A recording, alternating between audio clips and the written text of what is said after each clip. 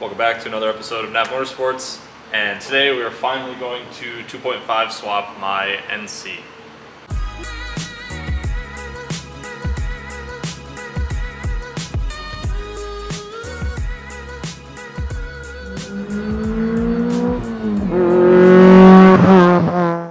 For those of you that don't know, I bought an NC back in August.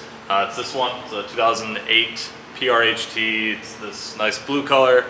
It's got like 190,000 miles on it. Took it down to Miata the Gap, drove it all around. It's a great car, but it needs a little more oomph, and I can't leave anything stock. So right now it is on Zetas, their street setup, which are fantastic. It's got a Borla exhaust, which we're going to make our own after this, and window tint, a tune from Daniel at Boffy Racing, and then just kind of a good brake, wheel, and tire setup. It's on Enki TSVs and some Falcon RT660s. So behind you, which I'll show you in a bit, I have a 2.5. It is, we'll go over the specs when we get to it, but it is an ITB motor, so it should be pretty sweet. Not trying to make a ton of horsepower, just somewhere in the 200 horsepower range. NA, it's gonna stay NA. I'm done with boost for a while. And, but yeah, I've never done a NC engine removal, so I watched a bunch of videos and stuff like that. But the reason we're at the shop is because we're going to drop it out the bottom. We're not going to pull it out the top like a BP. These come out pretty easy at the bottom, I've seen. So we're going to do it that way. If you are doing this in your driveway on jack stands, you can do it the same way. There's some good video resources out there, like Mitch Yardley or Armand Hendricks has some good stuff. Check them out. This will still be relevant. You have to still remove the same stuff, but instead of lifting the car on a lift, you would lift the car with an engine hoist. So a little bit different. I'm going to do it this way because this is easier, and the car lives here during the winter, so this is just the easiest time and place to do it. And since the shop space is new to really everyone here, I've never shown it on the channel. This is like where I have another welding setup and shop setup for fabrication stuff when I build exhausts and things like that. Like this Camaro's getting an exhaust, that Mustang has an exhaust. There's a C8 Corvette here that will be getting a titanium exhaust as well. So I rent some of the space from Connor at Upstate Speed and Performance in Rochester, and it works out really well because I can just come here and weld, and then when I'm doing engine builds, I can do that at home. So also, I bought another NC, not this one. It is outside. It's a rolling shell, has all the pieces, like the transmission is actually right there. It's got a 6-speed, came with another 2.5 and a limited slip. And I will be building that motor on the channel at some point into a 2.4 liter setup. And then the car will be set up for grid life is the goal, the end goal here. So one car at a time. I gotta figure out how to do this before I really dive into doing them. It's not like the BPs that I can do them in my sleep. So we're gonna start with Bluey here and get the engine out of it. First things first, we're going to get the car up a little bit higher in the air, and I'm going to take the wheels off, the front bumper off, headlights can stay, just to give me a little more access to work in the engine bay. And then we will start disconnecting what we need and like draining the fluids and all sorts of stuff like that. So I'll set you guys up. You can watch me kind of rip it apart, and then the engine pull, I'll be a little more detailed as we go into that. Quick overview of what we currently have. Just this catch can, or Moroso radiator, like fill tank, whatever you want to call this, overflow can, because the stock ones suck. A intake that I built, I do sell these, goes down into the bumper there. And then I also have a shorter one that kind of sits behind here. Both of them are on my website. And then this is just a stock 2.0 with a tune that's just on the stock ECU. So nothing really crazy. It does drive nice and it runs great, and I'm probably gonna turn it into something that doesn't do that. So Zetas, which Dylan did this cool little cutout here, so that's pretty sweet. So you can go in and like adjust them if you want. But yeah, so I'm gonna take the bumper off, which is just like you take these bolts out here, and then there's a couple bolts behind the fender liner, and then the under tray. It's way easier than on an NA or an NB. It takes like 10 minutes to remove the bumper, which is sweet. So let's do some YouTube magic. And so the bumper is off. I took all 4 wheels off, and the reason for that is because I'm afraid when I drop the engine, it's gonna be too back heavy and I don't want it to tip. Same reason that Mustang over there has a stand supporting the back of it. It should be okay. Obviously I will support it once it's out of the car, even if it's fine, but bumper's off. I took the under tray off already, so that's over there as well. And now it is time to start doing the dismantling. So what we're gonna do is take the battery out, just undo, you know, this battery is dead anyways, but take it out, remove it. We're gonna take the intake out. We're gonna take that crossbar out because we have to drop the coilovers. And then we're gonna start unhooking just any electrical stuff. So the nice thing that I've seen on these is that you can keep the wiring harness for the engine kind of on top of the engine, and then as you drop it, the wiring harness goes with it, and then you would just transfer that over to the new motor over there, and then it comes back up with it. So yeah, you'll see me take battery out, intake out. I'll end up taking the ECU out because I have a new one. I'm gonna drain the fluids and all that stuff, and then I will just kind of set you guys up so you can see it all go down.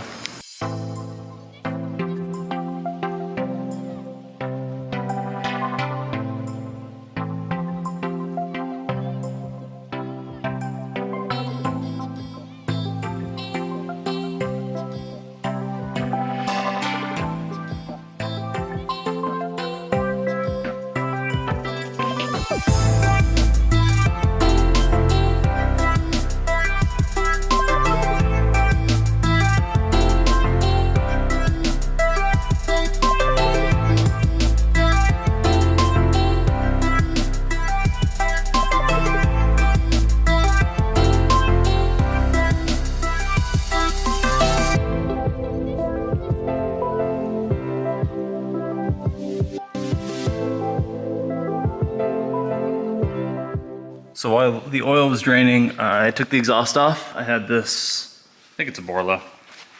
It's these two sections. It's the one that does the muffler and the rear resonator. And then this is the exhaust portion. That's factory that I took off from here. So you can see the O2 sensor right in there. And then that's really just the header. So we'll actually drop that with the subframe. Here's your trans, 6-speed, PPF. We're gonna have to remove this. And we're going to have to remove the drive shaft, which I'm actually probably gonna do now. It's 14 millimeters, just like an NA. And what you can do, or what I'm gonna try to do, is take those off with an impact, so you don't have to like put it in gear, take it out of gear, put it in gear. So knock these out. Trans is still full, and I intend to keep it filled because it's pretty new fluid. Obviously if it leaks, I'll just refill it, but we'll take the drive shaft out. PPF, I'm gonna loosen these for now because we're here, but I'm not gonna take them out. These are easier than the NAs also because it's just these four and those four, and the PPF can just come straight down instead of having to like clamp around the diff and transmission. So other things, electrical stuff, this should be all okay because it's part of the engine harness.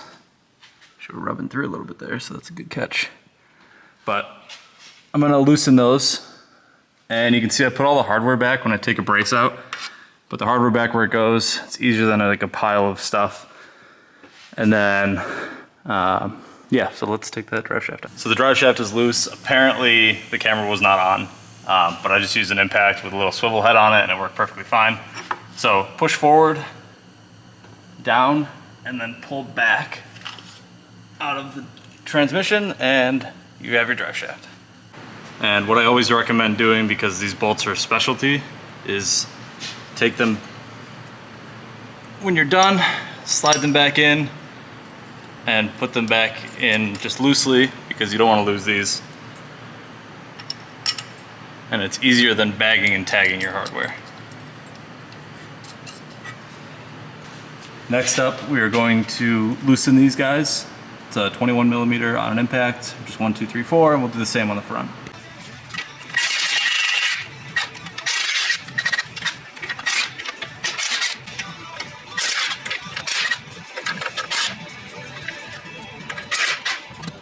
Car is lowered again. This is why the lift is so much nicer. And we're gonna drain the coolant It is free bucket week at Harbor Freight, so here's the plug.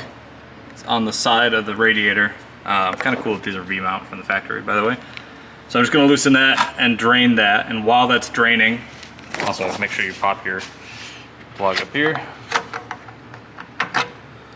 While that's draining, I'm going to take the top bolts out of the Zetas so that those are free, and then also we're going to have to undo the brakes from the chassis. I do have braided lines, so we'll be doing that at the same time. And then we have to take the interior apart because the shifter has to come out before the trans can get dropped. So, still a little bit of work to do.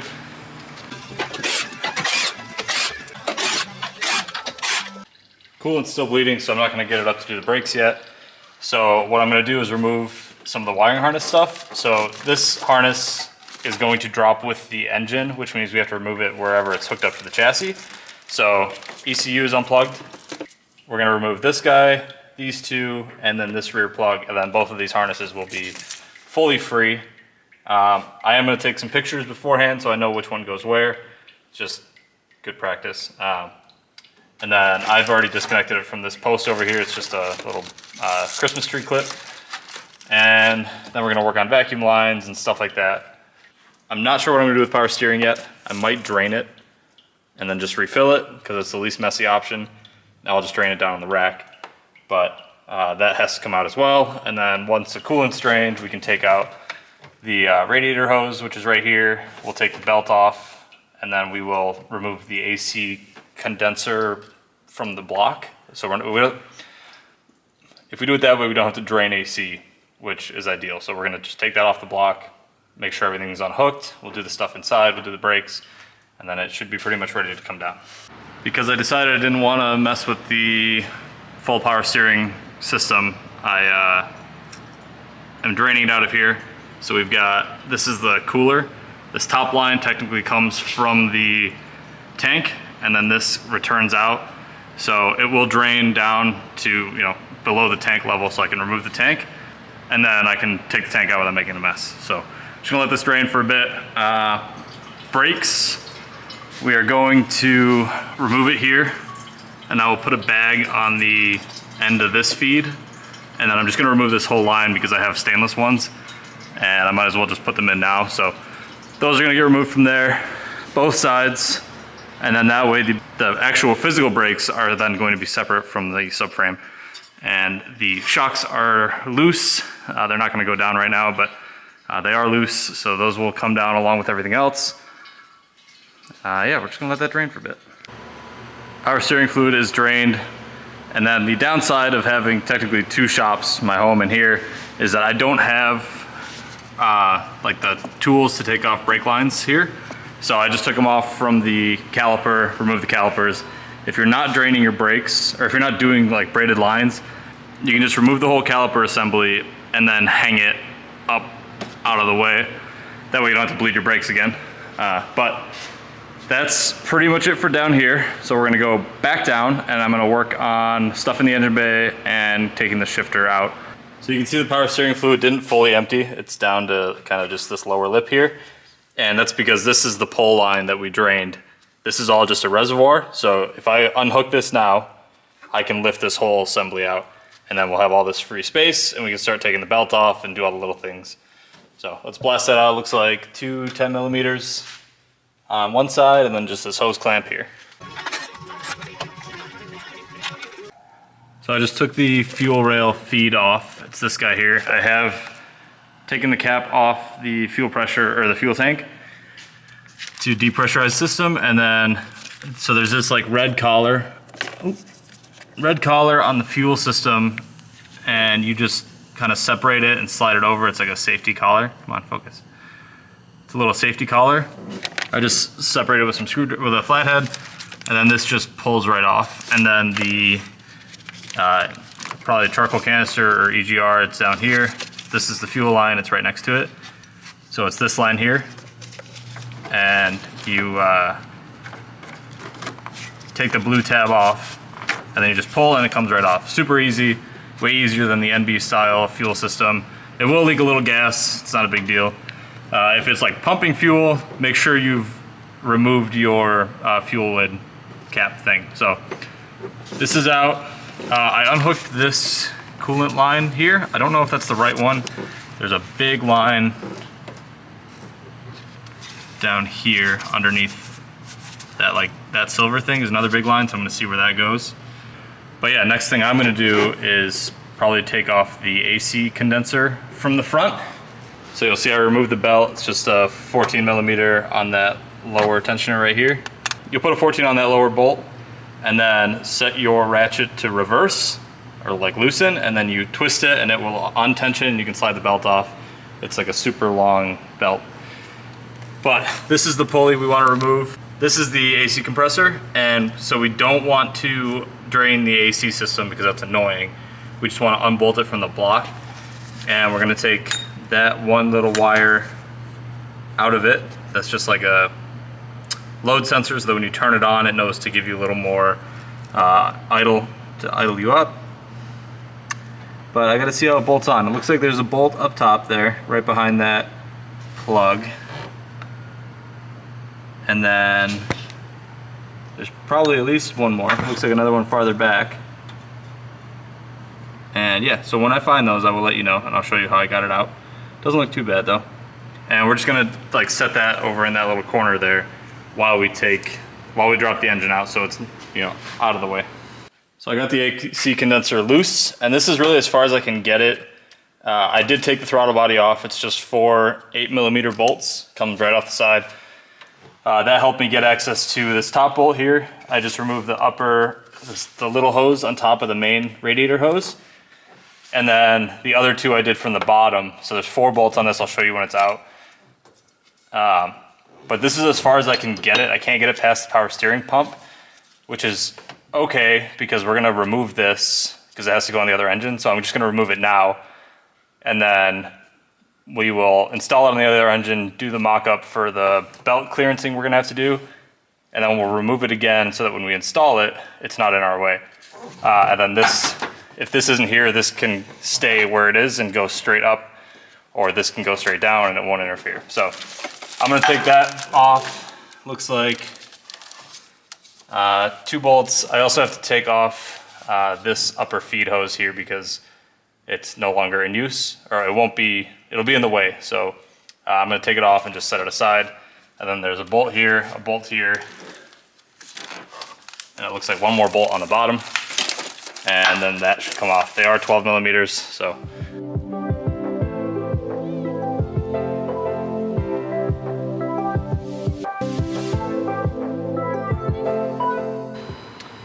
Okay, so this is out, power steering, pump is out.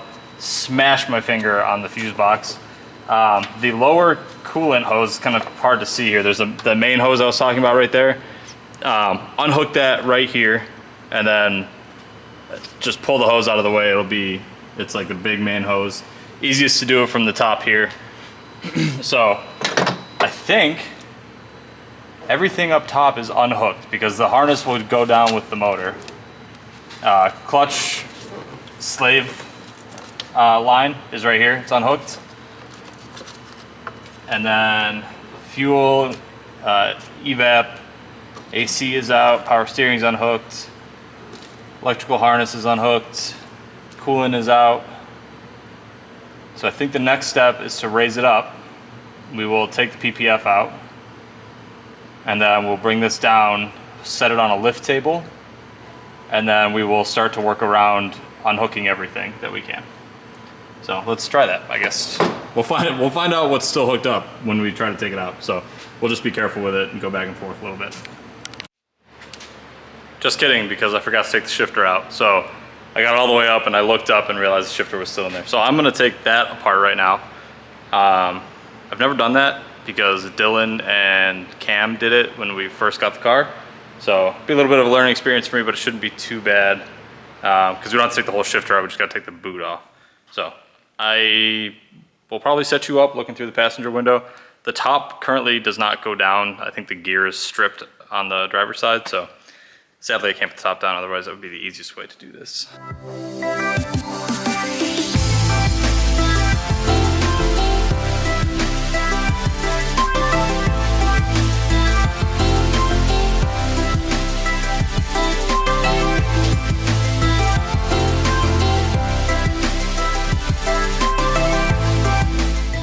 Okay, so I took the shifter apart like you saw, and I just shoved the boot down through. That seemed to be the easiest thing. It was actually pretty simple. It's 5 screws to get the center console out. A couple of them were hidden, and then 4 bolts to get the main shift boot off, just like an NA or an NB. So a lot of similarities here, but next up, blast these off, take the PPF out, get that set aside, and then we will bring the engine down onto the lift cart that's over in the corner. Okay, here's my setup. It's this 1,000-pound lift table from Harbor Freight, and apparently I put the legs on backwards because I can't like fold this out of the way, but whatever, we'll make it work. So I've got it roughly positioned right now underneath the engine, and the trans is still on this jack, which I can lower and it will hang free. So what I'm gonna do is lower that, scoot it back out of the way, well, away from under the car. I'll pull this forward a little bit so that it's taking the centered weight of the engine. Yeah, I'll bring the chassis down onto the lift table, and then I'll bring the lift table the rest of the way up to meet. And then we will start by removing, so there's that really long bolt there. There's another one right there. And I believe there's 3 per side, but I'll go find it, and there might be 2. So I will update you guys once I get that out, but we will drop the subframe, and in theory the whole thing should just, as I lift the car up, the whole thing should stay put. So a little nerve-wracking because I've never done this before, but I'm sure it will not be as bad as I thought it was.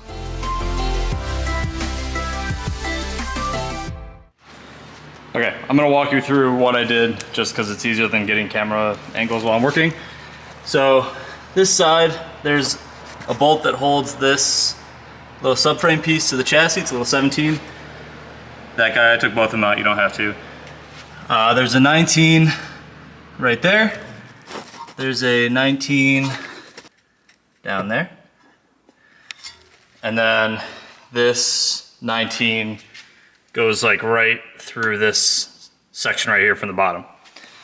And then on the other side, there was only one 17 holding the subframe brace to the chassis.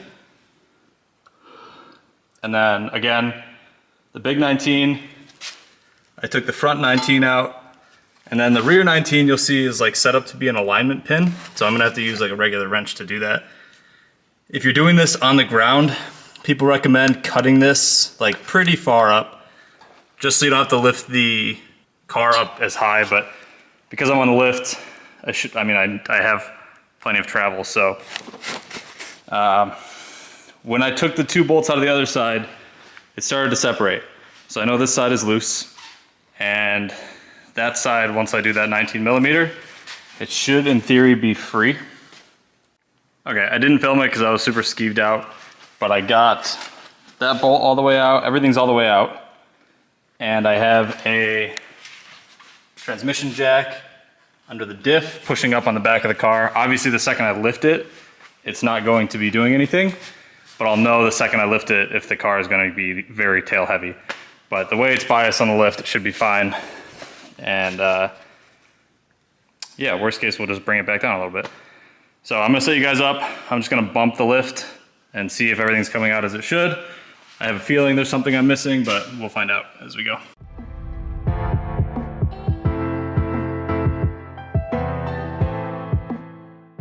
Find my sweaty self. So it's loose, but it's coming out at an angle. And it might be just because I didn't center this very well, but I just want to be sure before I finish ripping it out. So.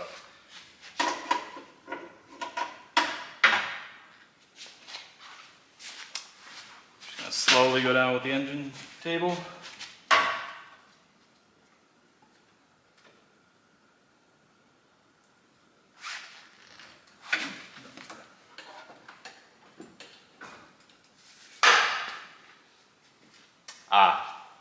Forgot to undo the steering column. Please hold. Steering column fought me every 6 ways to Sunday. I had to take both bolts out. The top one was like super, super tight, but I got it out and I got it separated now. And when I put it back together, I'm gonna lubricate it all really well. It is technically free, so I turned you guys back on so you can watch it come down. And I do still have the trans jack on the back. The lift is on locks, and everything is really supported by this dolly. So we'll see what else we're caught up on, I guess.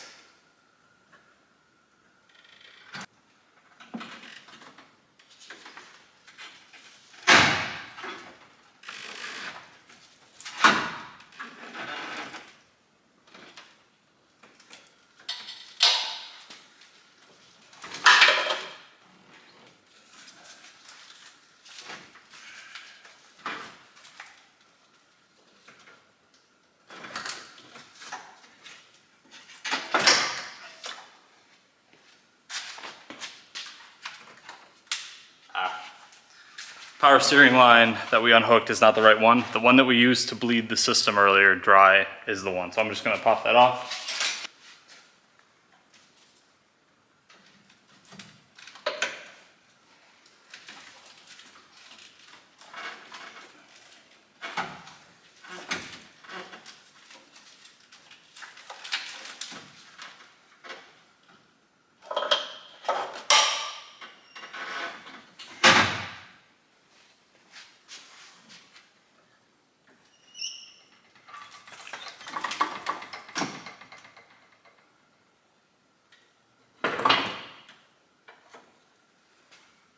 Well, I think we did it. Oh my God. That sucked. That is a really weird and cool shot at the same time. But this is nice because now we have, obviously I'll bring the car up and we'll slide the engine out and we'll have free space to work on it after a beer break. And put the other one back together, put it on, and put it back in. Doing it again would be much easier, but the first time without any real good instruction videos was tough. And I know this was like half intended to be an instructional video. So sorry if it's not as crystal clear as you would have hoped, or like my engine build video, but I'm learning. So we're gonna go up carefully with this because the back is supported, and once I come up with the lift, it will be unsupported. So let's see. Make sure there's no harnesses lacking anywhere.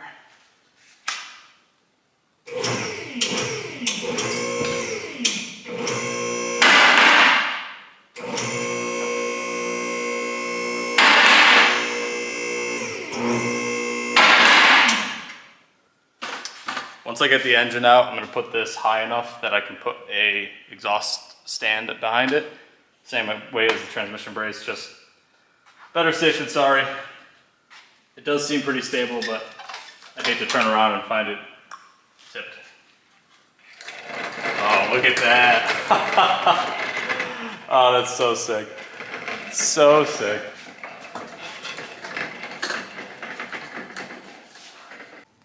Car is supported. Looks pretty cool, honestly. And now it's time to strip this engine of what we don't need. Typically, you would need a lot more than what I'm going to be taking off of this. But because when I show you the other engine, it'll make sense. I already have a lot of the pieces. I don't need to take all of it. So I will need the alternator. I will need that idler pulley. I don't need the oil pan. I don't need the crank pulley. I don't need this guy. I don't need the water pump housing. I will be taking this coolant hose off the back of the block. EGR is deleted. Wiring harness needs to be transferred over. Coil plugs needs to be transferred over. Valve cover I don't need. Intake manifold I don't need, and we'll show you that in a minute. AC condenser, oh yeah, so I promised this. AC condenser is 2 bolts on the bottom, and then the 2 bolts on the top that we were looking at are right there. So these 2 you get from the top, those 2 you get through the, I guess through here. But pretty easy, and then power steering we'll have to mount it up, grind off the face for the belt to fit, and then we will take it off again, and then we'll install it in the car. We will be switching this over to the new VVT sensor plug, but we'll just depin and repin that in the car. We're not gonna worry about that right now. Header we don't need because we have one. We will need the transmission. So it's gonna be a little tricky getting that off without spilling all the fluid, but we'll need the transmission, and then we're going to mount up the new clutch and flywheel using probably the hardware from this one, and then we'll put the trans on, and then that will be all set. So engine mounts, I do have AWR mounts right here. These are going to go on the race car. I have some new ones that I'm going to show you guys in a minute. There is a whole standalone episode on those as well, but I'll show you them in this video so we can see what's all going on here. But yeah, if you're doing a 2.5 swap on your own, the easiest rule that my buddy Brian taught me is if it bolts to the outside, you need it from the 2-liter. So valve cover, wiring harness, alternator, tensioner, idler pulley, I guess you'd call it, power steering, the AC setup from the 2-liter. You don't need the bracket that comes on the 2.5. Coolant lines, header, oil pan, oil pickup, fuel rail, and I think that's really about it. You do need the white stripe injectors off of the 2.5. I'll be doing another video. I had actually recorded the video of doing the 2.5 build, and somehow my camera was set to like 2x speed, so it didn't have any audio, which is, it sucks, but it's whatever. Water under the bridge at this point. So I don't have that video, but I will show you the engine now so that you guys can see what we're working with. So this is it. This is I think it's like a 40,000 mile 2.5. Has Jenvey ITBs. We will be putting a radium rail on it. Actually shows up today. Jenvey ITBs, radium baffle plate, and yes, these are drive-by-wire. Fluid damper front pulley, new tensioner, Goodwin's 2-inch primary headers, and I cut the end off and welded a V-band on because 2-bolt flanges suck. I stole the engine mounts from my other 2.5 that had already been 2.5 swap prepped, so both of those engine mount arms are new to the car. I stole the oil pump housing from the other motor, and the oil pan's also from the other motor. So this engine is actually already sealed, has a new rear main seal, front main seal, everything. I will have to steal, obviously, the electronics and the cam sensor on the back, but all in, it's pretty much ready to go. The one thing we're gonna have to do with the power steering that I keep talking about is this has to be ground back a little bit to fit the belt. Otherwise the belt will rub right there. So not a big deal, we'll just swap that over in a sec. Yeah, so I'm gonna start blowing that apart and then piling up the pieces that I need, and then we'll start reassembling this guy. We'll take that off of the subframe, we'll install this one, and then we will put this back up into the chassis. So I'm gonna set you guys up on a time lapse, but real quick because I filmed it for the other episode. These are the AWR adjustable mounts. They are sick. So I've got them on both sides on this bad boy. We will have to set this down, obviously, to cherry pick that one out. But I'm gonna put you on a time lapse and I'm just gonna rip everything off that I need. And then we will rip that motor out and put this guy in its place.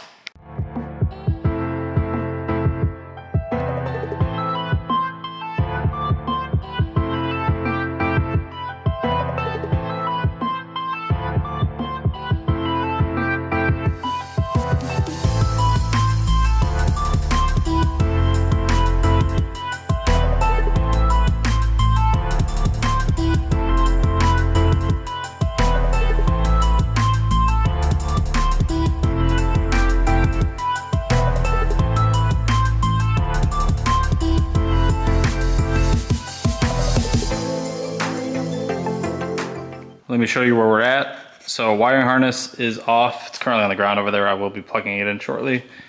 Alternator is off. I can't get this O2 sensor out just because I don't have the socket for it. Connor might have one here. But the other one came right out.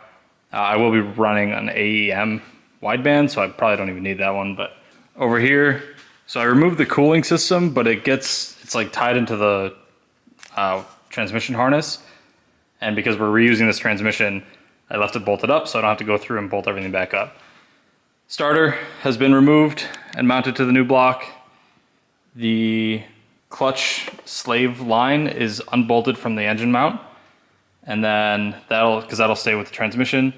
Coil packs are out, cam sensor is out, they're all installed on the new motor. Tensioner is out, it's already installed in the new motor. The next thing here is going to be unbolting the trans, sliding it off, and then harvesting the hardware that we need from the clutch and slate, or clutch and flywheel on this. And then we will be picking this off, setting that on, and then essentially reassembling everything. So let's rip this off real quick. I'm gonna use that trans jack over there to kind of help support it.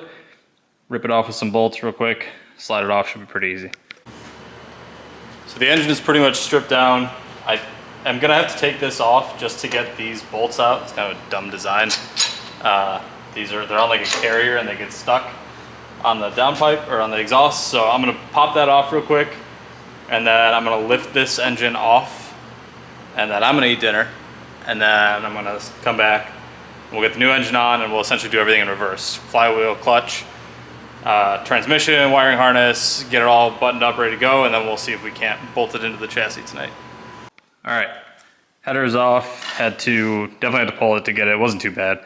There's a little hidden bolt down there that holds the bottom of the cat. Engine hoist is hooked up. I just use, usually I use like the NA or NB engine lift hooks, and one of them goes in the water pump or water line housing spot. And then that one appears to be a factory location. I don't know if there's another spot to do these. That's the one that was already here. This is the one that I took off, the 2 liter over there, or 2.5. So I've got some tension on it. I'm gonna undo the AWR mounts from underneath down here. On both sides, lift up, get this thing gone. We'll bring the 2.5 in real quick, set it down, and then I'm gonna take a break.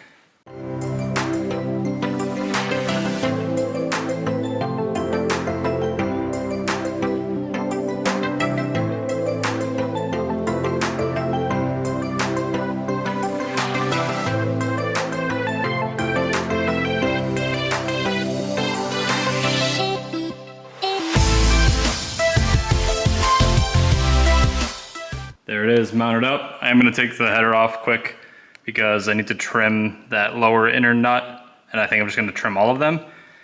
When you do a header install on one of these, you have to trim the rears so that the header comes off easily. So I'm just gonna do all of them because it just makes sense. And then that'll be like real quick. I just have a little cutoff wheel. And then we will start doing all the stuff on the back, putting the trans on, putting the coolant stuff on.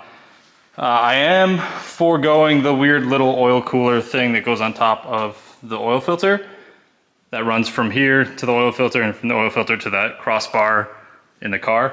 And I'm just gonna run a hose right up to it because that just seems easier. You can see how much more space there's gonna be in the car.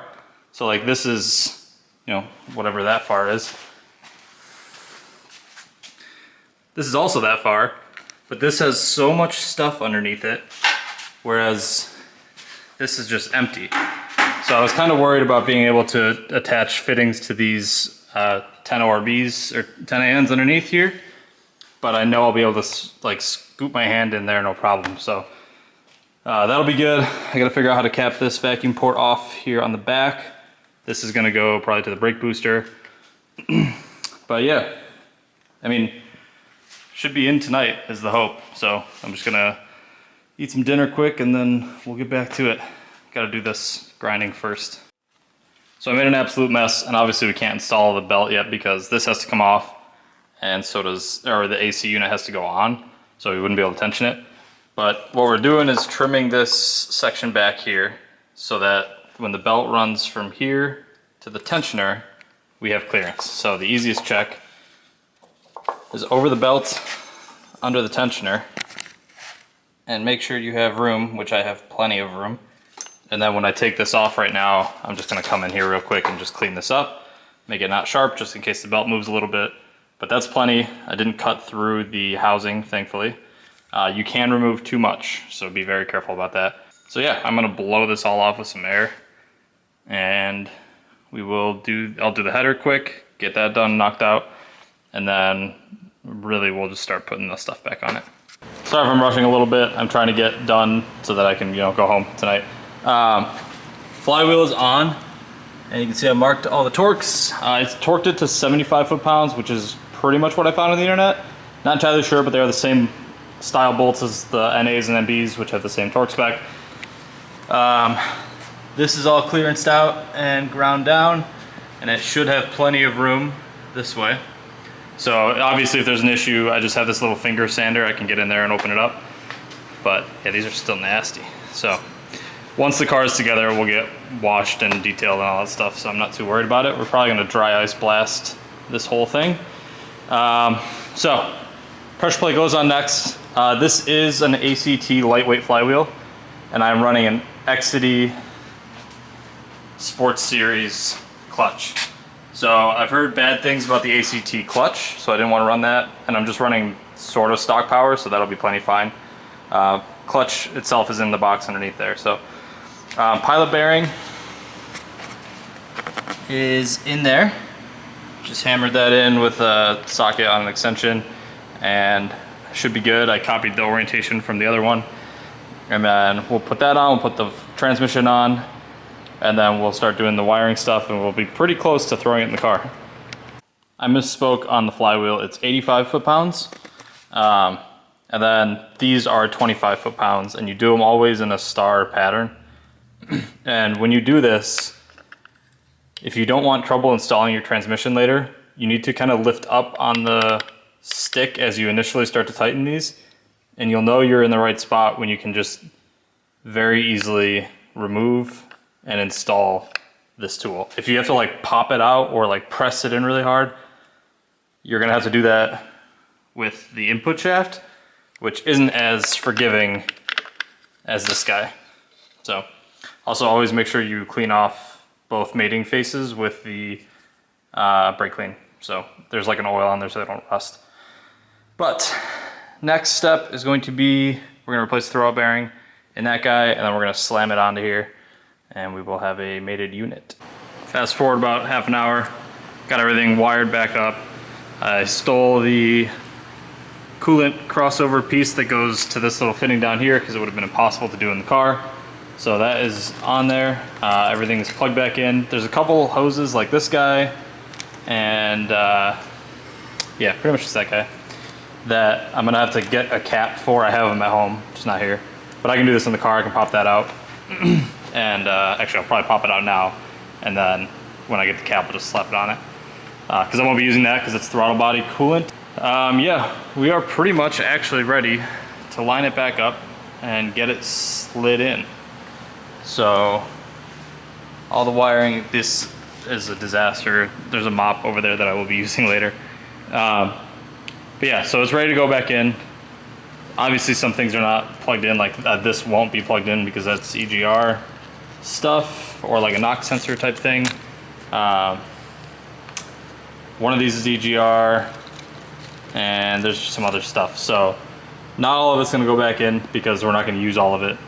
I'm not quite sure what these two are just yet, so obviously, I mean, they're easy to get to, so we'll deal with that when we get there. But I'm gonna slide this under, line it up as best I can, and then I'll pick you guys up when I'm ready to start putting it back together.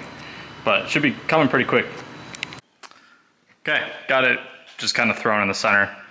The trick here is going to be keeping these out of the way while also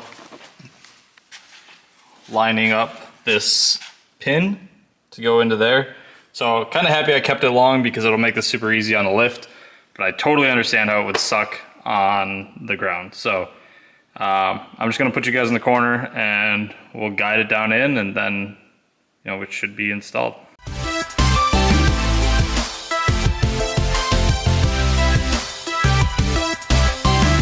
All right, I cheated a little bit just because I've been here for like 10.5 hours and I would like to go home. But I didn't do anything crazy. I just like started putting things back together. So like strut tower bar is back in, same way it comes out. Battery's not in, it's over there because I'm gonna get a new one, so I didn't want to put it in, but like all the wiring is here for it. And then fuse box is back together, all the wires are put into it. And there is no ECU. We're not using that one. I have a Mega Squirt 3 in the box. That's gonna be another episode because there is some stuff to do around that.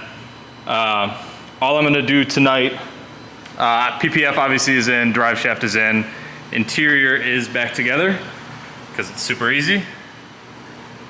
So what's left for tonight and for this episode is going to be just putting the bumper back on, and then like the splash guard, and then that'll kind of be it. I will be coming back to the shop on Monday. Today's Saturday, so I'll be coming back on Monday to do the brake lines and bleed the clutch, and then I'll put the wheels on for good. And then the next time you guys get picked up, I'm going to be doing the exhaust, which we're doing titanium. So we got a bunch of Tycon stuff, not sponsored, but it could be. But my sales rep is a Miata guy, so shout out Brian. Pretty cool that he like recognized that I do Miata stuff, so really appreciate that. Obviously I use them for stainless stuff as well, so it's just cool to like that networking goes that way. So yeah, for this episode I'm gonna put the bumper back on, make it look like a real car, and then when I do the ECU episode, which is gonna be its own thing, and that'll be the first start episode probably, we'll do the ECU, we will do the wiring for like VVT, I'll show you guys the radium fuel rail and how I ran the vacuum lines and things like that. If you're just doing a regular 2.5 swap, all you have to do is switch this over to the VVT plug from a 2.5, which you can just get from Ford, and like cut it and splice it in or depin it. Plug all your vacuum lines back in, plug all your sensors back in, your fuel back in, load a base map for 2.5, and the car would fire up. So I am making this harder on myself because I want ITBs.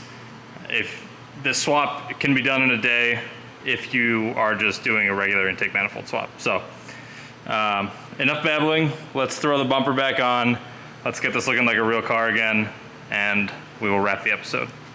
So that's it. That's how you, I guess, 2.5 ITB swap your car. Not that it's done, but the engine is in. That's really the hard part. The rest is just tinkering stuff. I mean, getting it started might be a little difficult, but I am going to end the episode here. I am disgusting, tired, sweaty, just over it today. It's been about 11 hours of work, a couple breaks here and there, but it's been a lot of work. I still have to clean up. This is a disaster, so probably another hour in here.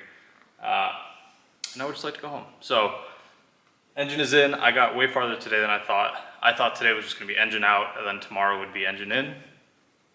Figured nope. So this is the progress for now. I'll have another couple episodes coming. Exhaust, like I had mentioned, full titanium setup. Well, stainless steel cat, but titanium everything else. So we'll do a little transition there. And then the MS3 install and first start.